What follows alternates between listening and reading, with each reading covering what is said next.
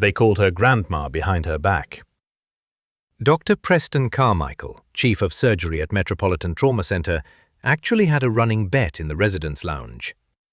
$200, said Sarah Miller, the new trauma nurse with the shaky hands and the slow, deliberate walk, wouldn't last the month. The security camera footage, the one that would later be dissected frame by federal investigators, captured the exact moment her career at Metropolitan ended. 1 second, she was standing in the cold, sterile administrative conference room, a tired woman in her early 50s wearing oversized scrubs. The next, she was being handed a cardboard box, her 2 decades of saving lives reduced to a container that wouldn't even fill the passenger seat of a car. She was fired for gross insubordination and assault. She thought her life, the quiet, anonymous life she had fought so hard to build, was over. She was wrong. Because what the cameras also captured, just 97 minutes later, was the sky over downtown Chicago tearing itself apart. The thrumming wasn't thunder. It was the sound of 2 Black Hawk helicopters descending with impossible precision, their downdrafts ripping umbrellas from the hands of pedestrians and sending trash cans skittering across the rain-slicked pavement. They weren't landing on the hospital's helipad. They were landing in the middle of Michigan Avenue. A 4-star general would later step out into the storm, his uniform a constellation of medals, and bark an order that would echo through the history of the hospital. "We don't want the doctor," he'd say, his voice cutting through the roar of the rotors. "We want the nurse." They had come for their ghost. Sarah Miller moved with a deliberate, plotting pace that drove the younger residents insane. Each step was measured, each movement considered. She had a bad knee, a legacy of an old injury she never spoke about, that popped with an audible click whenever she had to pivot quickly. Her hands, when she held a chart or a pen, possessed a faint, rhythmic tremor. It wasn't pronounced, but in the high-stakes world of trauma medicine, it was a glaring flaw. Dr. Preston Carmichael loved to point it out. "Sarah, check the expiration dates on the saline bags again," he said one Tuesday night, his voice booming across the trauma bay. It was a slow night, the air thick with the smell of antiseptic and stale coffee. A few residents and the younger nurse, Brittany Davis, were charting at the central station. Sarah had just checked them 20 minutes prior. "I've already verified them, doctor," she replied, her voice quiet, almost raspy. Carmichael smirked, a polished, cruel expression that he probably practiced in the mirror. He ran a hand over his pristine white coat, a garment that seemed immune to the blood and grime of the ER. He leaned against the counter, positioning himself so everyone could see him perform. "With those hands? Let's not take any chances. We can't have our patients coding because Grandma forgot how to read a label." A few of the residents snickered. Brittany Davis, a nurse barely out of her 20s with perfectly applied makeup even at 3 in the morning, offered a nervous giggle and quickly looked down at her phone. Staying on Dr. Carmichael's good side was a survival tactic. Sarah didn't respond. She simply nodded, her face an unreadable mask of professionalism.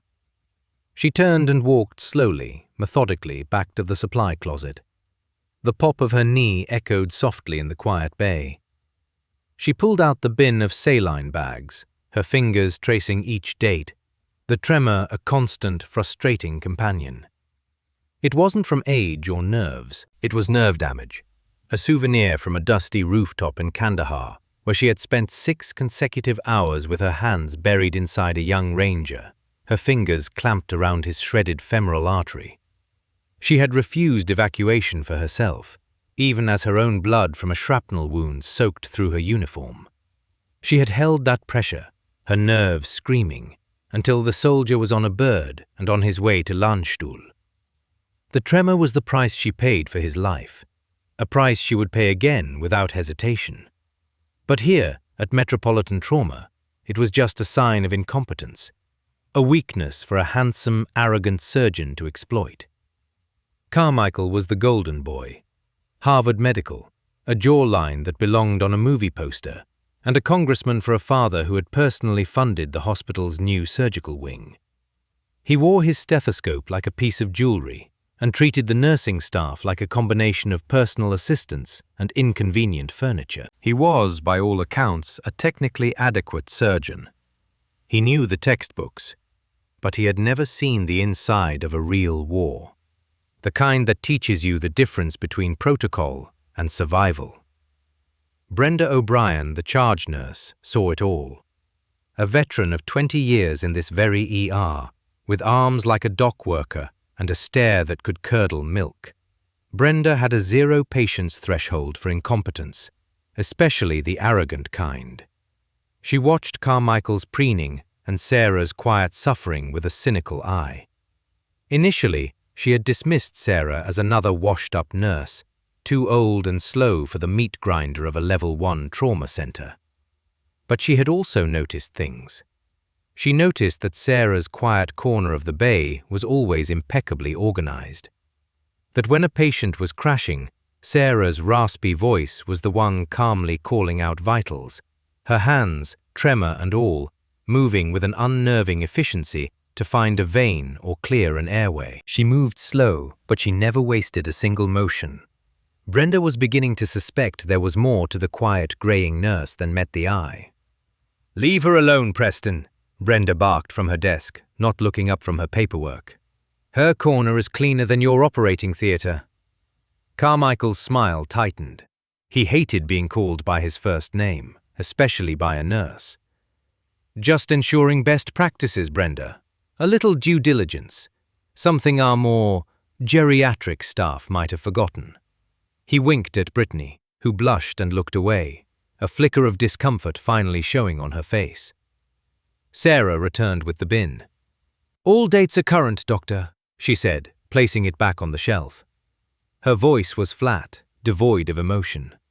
She met his condescending gaze for a brief second, and for that second, the fatigue in her eyes was replaced by something hard and ancient, like granite.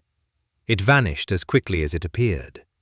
Carmichael felt a prickle of irritation. He wanted a reaction. He wanted her to cry, to complain, to give him a reason to have her formally disciplined. But she just absorbed it, this small, quiet woman who looked more like a librarian who had taken a wrong turn than a trauma nurse. She turned and began restocking the gauze, her movements slow, steady, infuriating. He checked his Rolex. It was a gold Submariner, a gift from his father. "Well, since you're so good with inventory, the sutures in Bay 3 need to be reorganized. By size, then by type. Get it done." It was a demeaning, pointless task, something a first-year volunteer would do. "Yes, Doctor," Sarah said. She didn't argue. She didn't sigh. She just went. As she walked away, Carmichael leaned toward the young resident, David Cole. "See, that's the problem with these older nurses. They get set in their ways. All procedure, no instinct. You have to manage them like children." David Cole nodded, but he watched Sarah go. He'd seen her the week before, during a chaotic multi-car pileup. A patient had been bleeding out from a deep thigh laceration. Everyone was focused on his chest wound, until Sarah, without a word, had knelt down, jammed her entire hand into the wound, and found the bleeder with her fingers, stopping it instantly. Her hands hadn't been shaking then. They had been rock steady. He was beginning to think Dr. Carmichael had no idea who he was dealing with. Sarah sat in the small, windowless break room, her hands wrapped around a cracked mug that read, "World's Okayest Nurse." The coffee was bitter, but it was hot. She stared at the small, framed photo she kept in her locker. It was of her husband, Tom, in his army dress uniform. He had been killed in action 12 years ago. His last letter to her had made her promise she would leave the service, find a quiet place and just heal. No more violence, no more chaos, just peace. This job was supposed to be that peace, a way to use her skills without the gunfire and the screaming, a way to protect her pension and live out her days in anonymity. She had been a lieutenant colonel. She had commanded entire field hospitals. She had performed surgical procedures in the back of a bouncing Humvee with nothing but a headlamp and a prayer. Here, she was just Grandma. She closed her eyes, the phantom sound of helicopter rotors a constant companion. She had nightmares still, not of the things she had seen, but of the ones she hadn't been fast enough to save. The weight of those ghosts was heavier than any surgeon's ego. She could handle the mockery. She could handle the demeaning tasks. It was just noise. As long as the patients were safe, it was all just noise. She took a slow sip of her coffee. The tremor in her hand made the liquid slosh against the rim. She sighed. Just get through the shift, she told herself. Just get through the month. Just survive. The overhead alarm didn't just ring, it screamed, a piercing, insistent klaxon that cut through the late-night quiet of the ER. Code black, ETA 2 minutes, level 1 activation, a voice crackled over the intercom. This is not a drill. The atmosphere in the trauma bay shifted instantly. The lazy fatigue evaporated, replaced by a surge of focused adrenaline. Brenda was on her feet, barking orders. Bay 1, now! Get the rapid infuser! Push the O-neg to the front! Brittany, get the cart! Cole, with me! Sarah was already moving. Her slow, deliberate pace was gone. She didn't run, but she moved with an explosive efficiency. A conservation of energy born from years of working in confined spaces under extreme duress. She grabbed a trauma pack, her eyes scanning the room, assessing readiness, identifying potential bottlenecks. Her mind, a finely tuned instrument of crisis management, was already running through checklists and probabilities. Carmichael stormed out of his on-call room, buttoning his white coat. "What is it? What's coming in?" he demanded, his voice sharp with a mixture of excitement and arrogance. This was his stage. "Don't know yet," Brenda snapped. "Just that it's military." The bay doors burst open with a crash, shoved aside by 2 uniformed military police officers. Between them, paramedics frantically worked on a patient strapped to a gurney. The scene was pure, controlled chaos. "Male, late 30s, multiple GSWs to the chest and neck. BP is 80 over palp, heart rate 140 and thready. He's lost at least 2 units in the field," one of the paramedics yelled, his voice strained. The patient was a big man, built like a mountain, with a face chiseled from granite even under the pallor of shock. Blood soaked through the field dressings on his chest, but it was the wound on his neck that drew everyone's eye. It was a nasty, bubbling tear just above his clavicle. Carmichael shoved his way to the front, the alpha asserting dominance. "All right, clear out. I've got this. Get him into Bay 1. Let's get 2 large-bore IVs, hang pressure bags, and get him typed and crossed. Someone get me a central line kit and a suture tray." The team scrambled to obey. They transferred the soldier to the trauma bed with practiced speed. Monitors were attached, alarms already screaming their frantic symphony. Sarah stood at the foot of the bed, her eyes not on the dramatic neck wound, but on the patient's entire body. Her gaze was a tactical assessment. She saw the distended veins in his neck, standing out like cords. She saw the subtle but definite shift of his trachea, pushed slightly to the left. She saw the puffiness under his skin around his collarbone, a sign of subcutaneous emphysema. Most importantly, as Dr. Cole placed a stethoscope on the right side of his chest, she saw the young resident's brow furrow in confusion. I don't have breath sounds on the right," Cole said, his voice hesitant. "Forget that, he's bleeding out from the neck," Carmichael barked, already gloving up. "He's got a GSW to the subclavian. I need pressure here, now.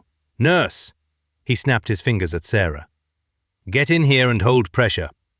Sarah moved to the head of the bed, but her eyes were locked on the patient's throat. His lips were turning a dusky shade of violet. The oxygen saturation monitor confirmed her fears, the number plummeting. 88, 85, 80. "Doctor," she said, her voice low but urgent. "Look at his neck. His trachea is deviated. He has no breath sounds on the right. It's a tension pneumothorax. He's going to arrest." Carmichael didn't even look at her. He was focused on the bloody mess of the neck wound, the obvious injury. "It's swelling from the hematoma, you idiot. Just hold pressure like I told you," he hissed, his focus absolute. "You nurses think you're doctors. Do your job." The patient's eyes rolled back in his head.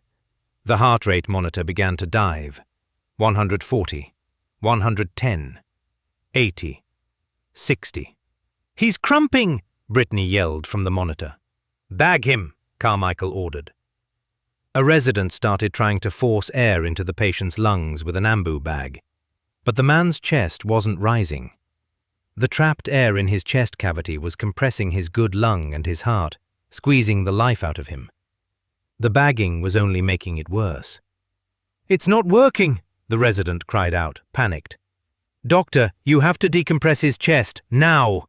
Sarah's voice was sharp, a command, not a suggestion. Carmichael whipped his head around, his face contorted with rage. "Are you deaf? I am the attending physician here. You will follow my orders or you will be out of this hospital. Now hold pressure." He grabbed her arm, his fingers digging in, trying to force her hands onto the bleeding neck wound. In that moment, something inside Sarah Miller broke. Or rather, something was reawakened. It was the moment of decision, the one she had faced 100 times before in sand-filled hellholes half a world away. Career versus life. Obedience versus her oath. It was never a choice. She didn't just pull her arm away. She moved with a fluid, terrifying precision. She dropped her shoulder slightly and twisted, a subtle motion that used Carmichael's own momentum against him. It wasn't a push, it was a tactical block, a move designed to create space without escalating. Carmichael, caught completely off balance, stumbled back a few steps, his arrogant expression replaced by one of stunned disbelief. "Get me a 14-gauge needle." Sarah's voice wasn't raspy anymore. It was cold, clear, and resonant with an authority that silenced the entire room. Brenda, her eyes wide, didn't hesitate. She grabbed the angiocath from the cart and slapped it into Sarah's waiting hand. "You are finished!" Carmichael shrieked, recovering his balance. "You assaulted a doctor! Security!" Sarah ignored him. She ignored everyone. There was only the patient, the mission. She moved to the man's right side, her shaky hands now impossibly steady.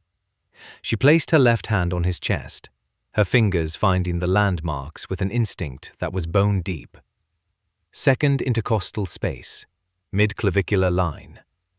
A spot she could find in the dark, in the rain, under fire. She didn't swab with alcohol. There was no time. "What are you doing? Stop her!" Carmichael bellowed. But no one moved. They were all frozen, watching this quiet, slow nurse transform into something else entirely. Sarah held the large-bore needle like a weapon, poised over the soldier's chest. She looked at the dying man's face, at the flag patch on his uniform. "Hang on, soldier," she whispered. Then she plunged the needle into his chest. She didn't hesitate.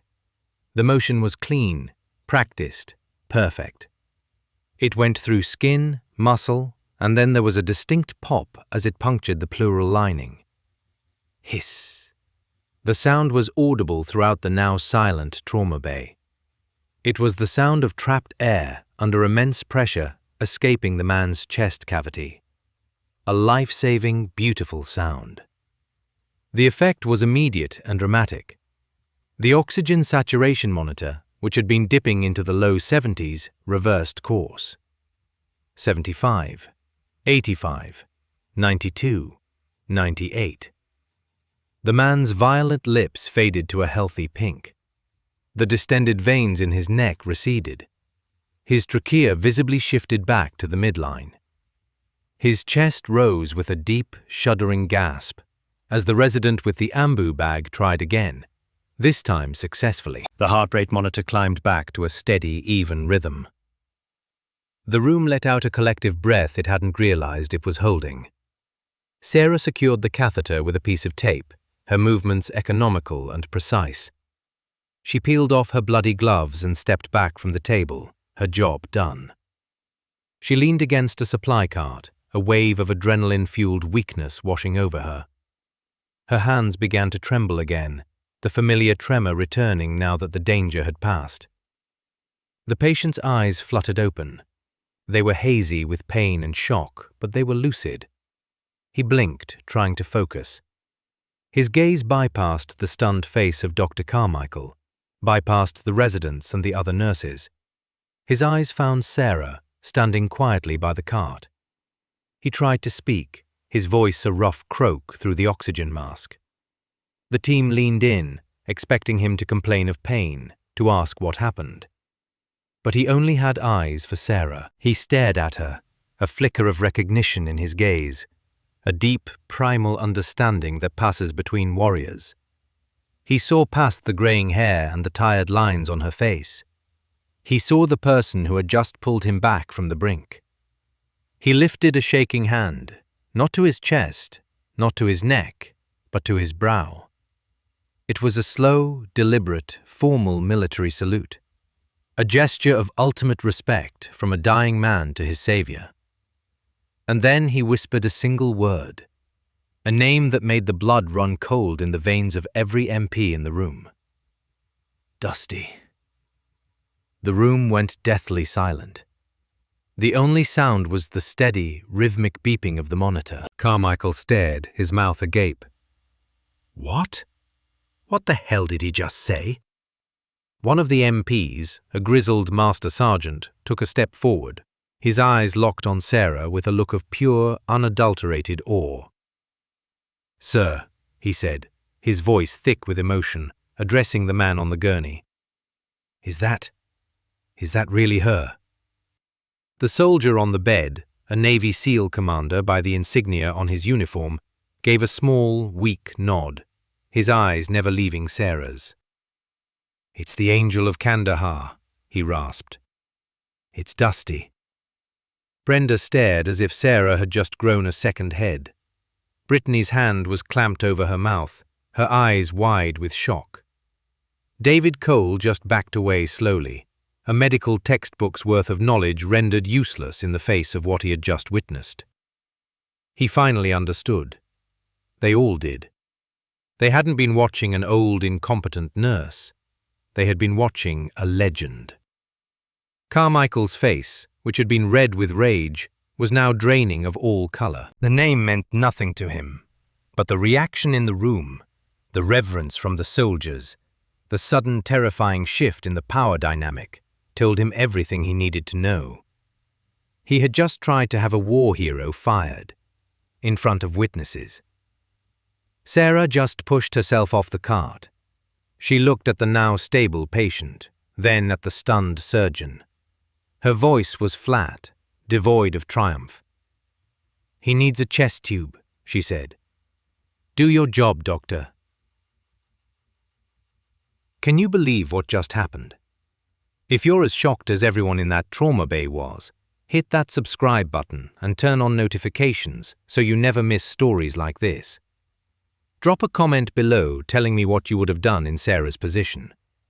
But hold on, because the real justice hasn't even started yet. The 2 hours that followed were a surreal blur of controlled efficiency and seething tension. The SEAL commander, now properly stabilized with a chest tube inserted by a humbled and silent Dr. Carmichael, was prepped for surgery to repair his neck wound. The military presence in the ER did not diminish. It grew. More MPs arrived, along with a stern-looking man in a suit who identified himself as being from the Department of the Navy. They spoke in low, hushed tones, their eyes frequently flicking over to Sarah, who was quietly charting, her expression unreadable. Carmichael, however, was not silent for long. Once the patient was wheeled up to the OR, his arrogance, fueled by terror and humiliation, returned with a vengeance. He stormed over to the nurses' station where Brenda and Sarah were working. You! He snarled, pointing a trembling finger at Sarah. You are finished. You assaulted me. You performed an unauthorized procedure. You endangered that patient. Brenda stood up, her 5'5" frame suddenly seeming to loom over the tall surgeon. She saved his life, Preston. We all saw it. You were going to let him die. She got lucky, Carmichael shrieked, his voice cracking. I had the situation under control. She panicked. I'm reporting her to the board. I'm pressing charges. I'm calling my father. He pulled out his phone and stalked away, barking into it about gross misconduct and unstable employees. An hour later, Sarah was summoned to the administrative offices on the top floor. The hospital administrator, a perpetually sweating man named Harold Henderson, sat behind a large mahogany desk.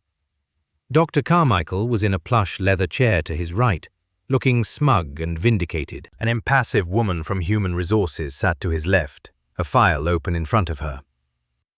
Sarah, Henderson began, wiping his forehead with a silk handkerchief despite the cool temperature of the room. We have a very serious situation here. Dr. Carmichael has filed a formal complaint. He alleges that you physically assaulted him and performed a procedure that was far outside your scope of practice as a nurse. Sarah sat quietly in the chair opposite them. She looked small, tired. The patient had a tension pneumothorax. He was in cardiac arrest. I performed a needle decompression. A procedure you are not credentialed to perform at this facility, Carmichael snapped. You could have punctured his lung, his heart. It was reckless. His lung was already collapsed, doctor, Sarah said, her voice calm. And his heart was already stopping. The only reckless thing was ignoring the obvious diagnosis because you were focused on the bleeding. Henderson held up a hand, his expression pained. He cared about one thing, liability. And a nurse physically accosting his star surgeon, whose father sat on the oversight committee, was a liability of epic proportions. The fact that she had saved a high-profile patient was a complication, but one he could spin. Be that as it may, Henderson said, choosing his words carefully. Protocol was not followed. There was a breakdown in the chain of command. Dr. Carmichael felt physically threatened.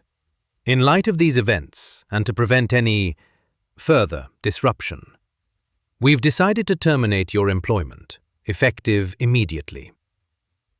The HR woman pushed a form across the desk. This is your final paycheck and the severance agreement. If you sign it, you agree not to pursue legal action against the hospital or its staff. Sarah looked from the paper to Henderson's sweating face, then to Carmichael's triumphant smirk. She didn't beg. She didn't argue. She had known this was the price. She had paid it before. Fine, she said.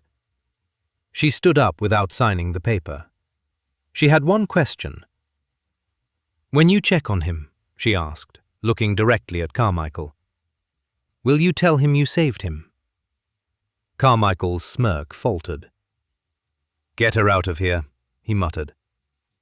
The walk of shame was a lonely one. Big Mike Cogan, the kindly head of security, was tasked with escorting her to her locker and then out of the building.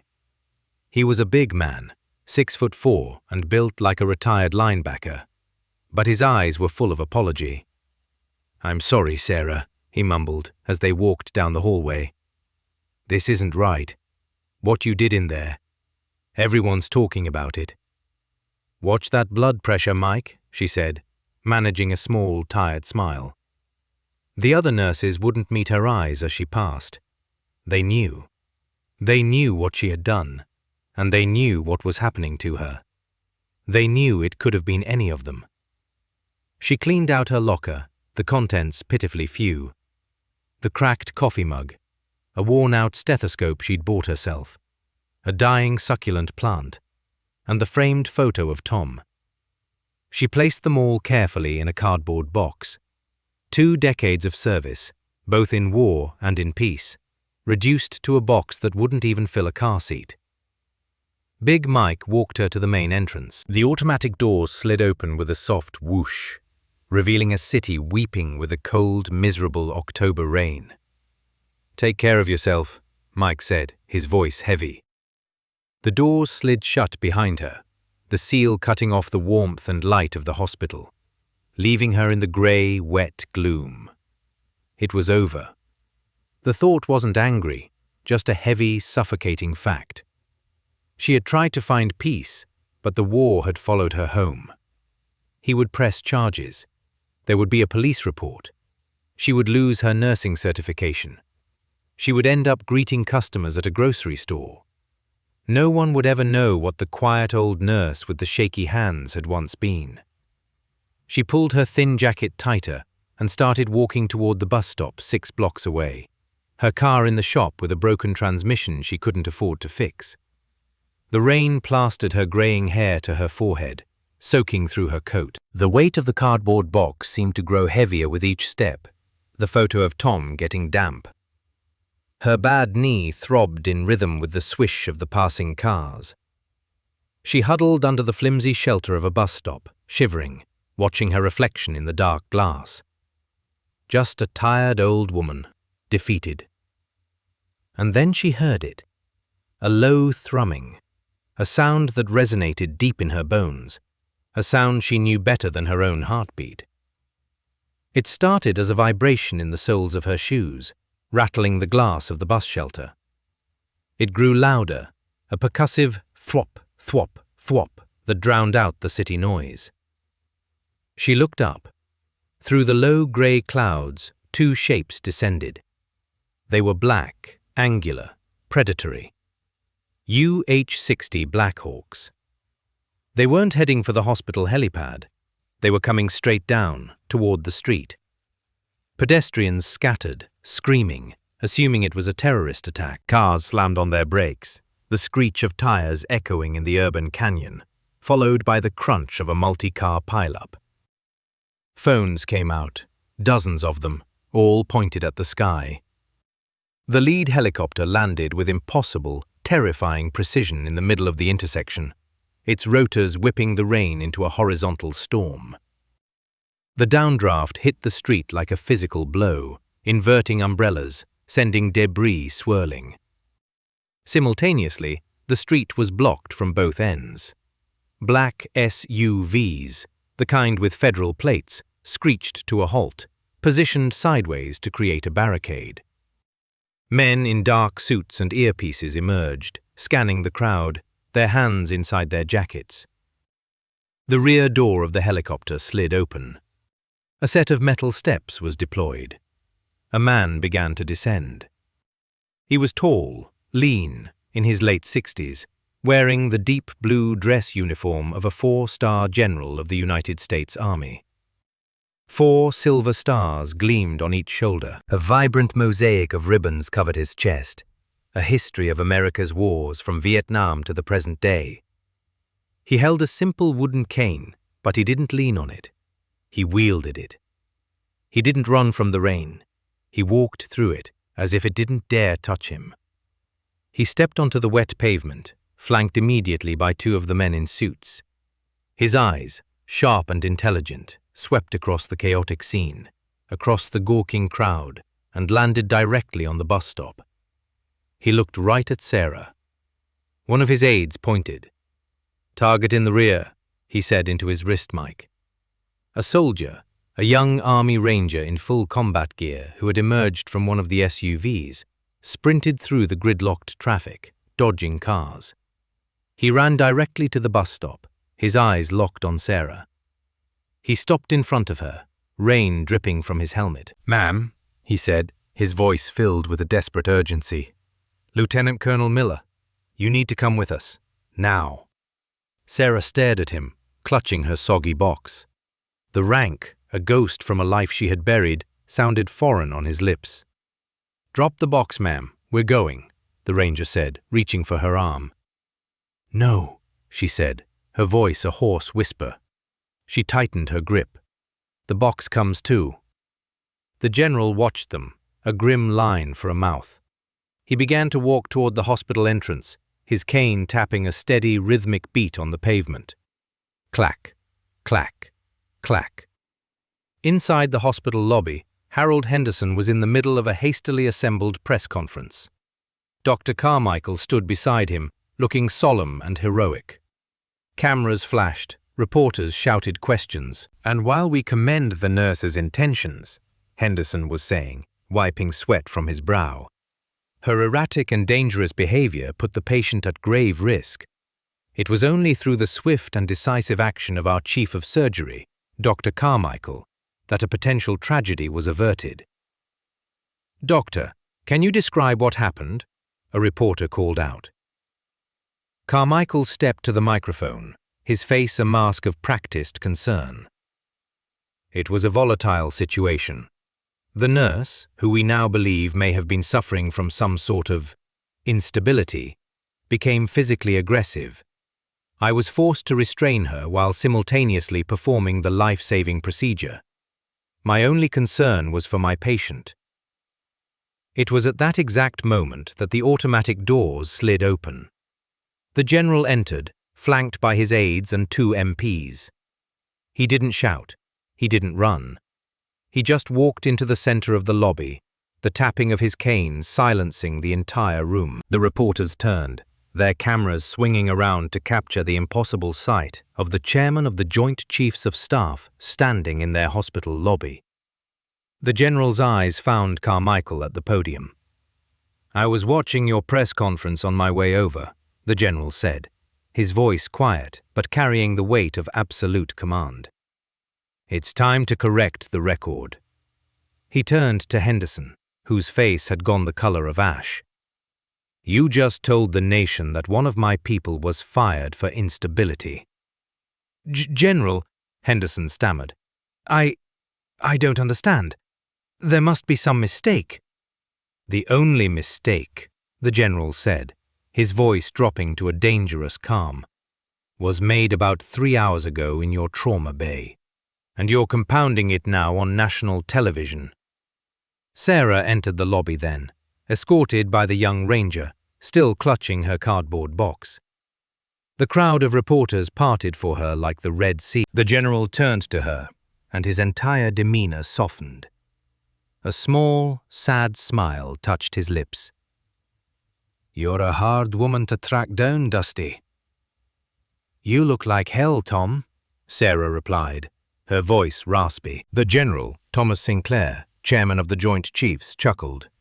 "So do you." He gestured to the commander of the Navy SEALs, who had saved his own son's life in a firefight years ago. "The man upstairs. He's family. When I heard he was hit, I came myself. They told me he was in the best hands in Chicago. They didn't tell me they were your hands." His expression hardened again as he turned back to the administrator and the surgeon. "But then they told me you were fired. That ends now." Carmichael, puffed up with a fatal dose of arrogance, stepped forward. "General, with all due respect, this is a civilian hospital matter. That woman is a danger. She assaulted me." General Sinclair looked at him, truly looked at him, with an expression of profound contempt. "I've reviewed the security footage from the trauma bay and the telemetry data from the patient's transport. A first-year combat medic in a muddy ditch would have spotted that tension pneumo. But you missed it. You were focused on the flashy wound, while my man was suffocating 10 feet away from you." He took a step closer, his voice dropping to a low growl. "And when this woman, this unstable nurse, attempted to save his life, you physically tried to stop her. You assaulted her." He turned to one of his aides, who was holding a slim black folder with the Department of Defense seal on it. "Do you know who Sarah Miller is?"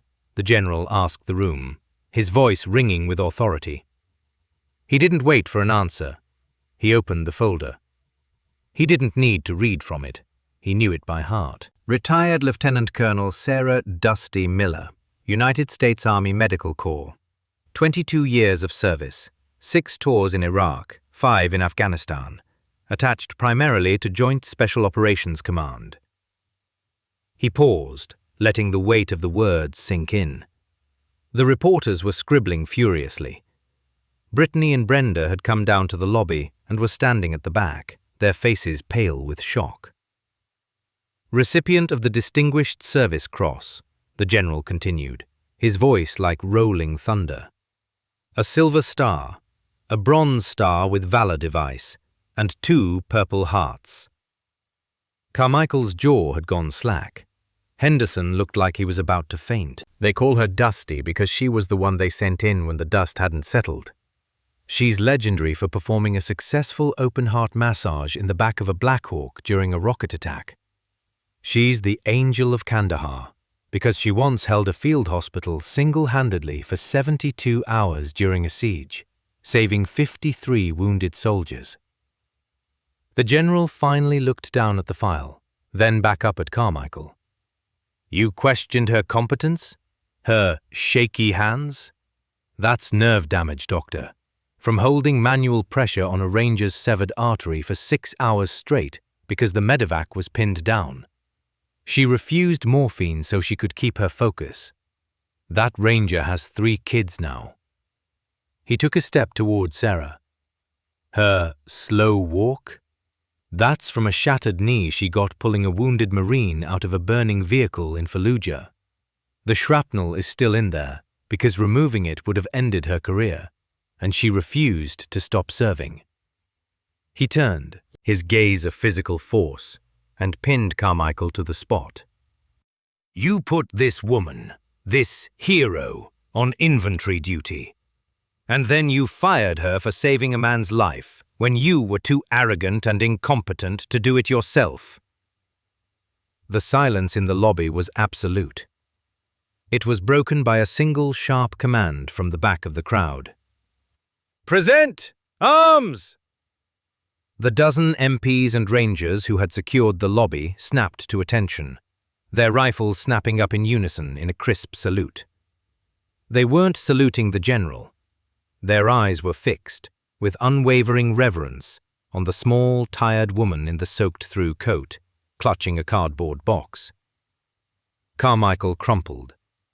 The arrogant facade, the polished veneer, shattered into a million pieces, revealing the terrified, inadequate man beneath. This is absurd, he stammered, sweat beading on his upper lip. I am the chief of surgery. My father is Congressman Carmichael. The general's smile was thin and cold. I know. I had a very enlightening phone call with the congressman on the flight here. I believe his exact words were, "My son is on his own." Apparently, lying to a 4-star general about the health of a national security asset is where he draws the line. Your family's name is now a liability. He turned to the ashen-faced Harold Henderson. Mr. Henderson, effective immediately, Dr. Carmichael's privileges at this and any other hospital receiving federal funding are suspended, pending a full federal investigation into not only this incident, but his billing practices and malpractice history. Henderson, seeing his own career circling the drain, acted with the swiftness of a cornered rat. He reached into his jacket pocket and pulled out a pre-written letter. Dr. Carmichael, he said, his voice trembling. The board has voted to terminate your contract, pending the outcome of the investigation. He threw his golden boy completely under the bus to save himself. The general wasn't finished. He looked at Sarah. Colonel Miller, on behalf of a grateful nation, I'd like to apologize for this insult. Mr. Henderson here has just offered you any position you desire at this hospital, starting with Director of Trauma Operations, with full authority to overhaul protocols and staffing. Name your terms. But Sarah just shook her head softly. That's when Big Mike Cogan stepped forward. He walked past the reporters, past the soldiers, and stopped in front of the ruined Dr. Carmichael. In his hands, he held an empty cardboard box. He held it out. I believe you know the way out, Doctor, Big Mike said, his voice quiet but firm. Here's a box for your things. It's a bit small, but I'm sure you'll manage. The karmic justice was so perfect, so pure. It was almost poetic. Carmichael stared at the box as if it were a snake. The flash of a camera went off, capturing his face at the moment of his complete and utter annihilation. He stumbled out into the pouring rain, without an umbrella, without a car waiting, without a friend in the world. The cameras flashing and reporters shouting his name. 1 year later, the sun shone brightly on the newly dedicated Lieutenant Colonel Sarah "Dusty" Miller, Center for Pediatric and Combat Trauma at Metropolitan Trauma Center. The wing had been funded by a combination of a massive anonymous donation from the Department of Defense and the shamed Carmichael family, a public act of penance. Sarah stood at a podium, not in oversized scrubs, but in a simple, elegant dress. She looked rested, the tired lines around her eyes softened. Her hands still had a faint tremor, but now people looked at it with reverence, not pity. She was the Director of Patient Care and Safety, and in 1 year, she had transformed the hospital's culture from one of fear and hierarchy to one of empowerment and respect. Patient outcomes had improved by 15%. In the front row, General Thomas Sinclair sat smiling. Beside him was the Navy SEAL commander she had saved, his young daughter on his lap. The only sign of his ordeal was a faint pink scar on his neck, a scar he wore like a medal. The new chief of surgery, a humble and brilliant woman from Johns Hopkins, watched Sarah with open admiration. Brenda O'Brien stood with the nursing staff, all of them standing taller than they had a year ago. Brittany Davis, now a confident and competent charge nurse in her own right, was mentoring a new rookie, a young woman with wide, nervous eyes. Sarah finished her short speech, her themes simple and direct. The patient comes first, always. Authority is earned through trust, not a title on a door. And if you have to break a rule to save a life, you break it, and you have my full support. After the ceremony, the new rookie nurse approached her, looking terrified. "Ma'am, Colonel, Director Miller, I wanted to ask for your advice." Sarah saw the same uncertainty in the young woman's eyes that she had once felt herself. She placed a hand on her shoulder. "Just protect your patients," she said, her voice warm. "I'll have your back." She was passing the torch. The cycle of mentorship, of quiet, unyielding competence would continue. True heroism wasn't about a dramatic moment in a trauma bay. It was about the daily, thankless work of putting others first. It was a promise. And Sarah Miller was, and always would be, a woman who kept her promises. And that is the incredible true story of Sarah Miller. It's crazy to think that she was fired for saving a life just minutes before a 4-star general needed her to do exactly that. It really makes you wonder how many heroes are out there right now, getting punished for doing the right thing, just because it breaks a protocol. If you enjoyed this story and want to see more real-life dramas about heroes getting the justice they deserve, please smash that like button. It really helps the channel. And don't forget to subscribe and ring the notification bell so you never miss a story. Drop a comment below telling me what you think should have happened to Dr. Carmichael. Thanks for watching, and I'll see you in the next one.